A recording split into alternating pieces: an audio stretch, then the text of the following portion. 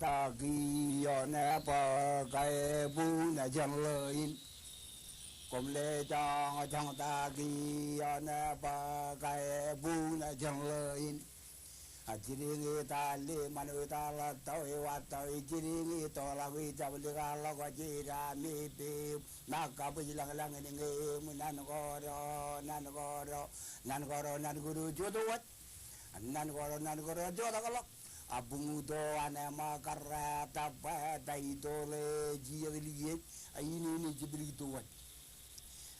komolan lale to kala bendre kageri nim jabiu tagi nim kado jara ni komla guru jila komru jimran ran ye nang me ran ge gilo ini ran gai wai ni binin tana malala biro binin jika jaga jagi janawan jika jaga jagi ni gejala itu mur mani ni matang lagada malangir gole jibugi togi jibugi mani raitilie ole akam kala jale iligi jale no to na aljana magargi najala bungi lino amajada anne kaini anne la tagi yang takala tagira taka jone mejala batako muru yari tarwa kolawi nga kolawi raga jabala taka menru jokorino jokorno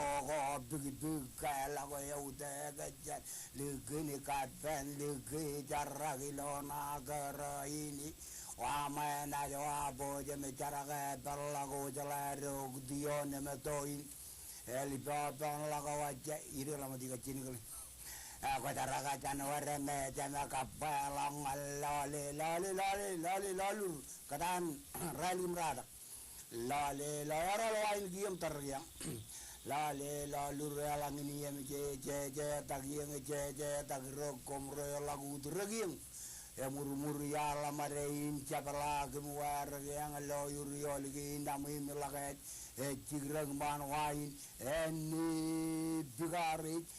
tu ya lagi lamam tu ya jawal puji kamaro lita buita ini me cigragi toni najim tog mai jimin re tal telia capala tagi yang capala tagajani bugina jeng legi wa agie ini kulit, jawab tahu diar tak, bujin nang ni bukan colok, ikan ni jauh tu kulit, bingkai ni ngalal, gaya ni beri gaya. Ya aku kemudian jet, bercuanal Alele program yang menjadi tu jangan, layar tu menjadi tu inkiya.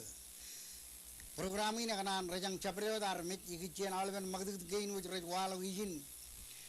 Ena tu ke, kum kanan rong imek ke red wall ikian, caban kanan.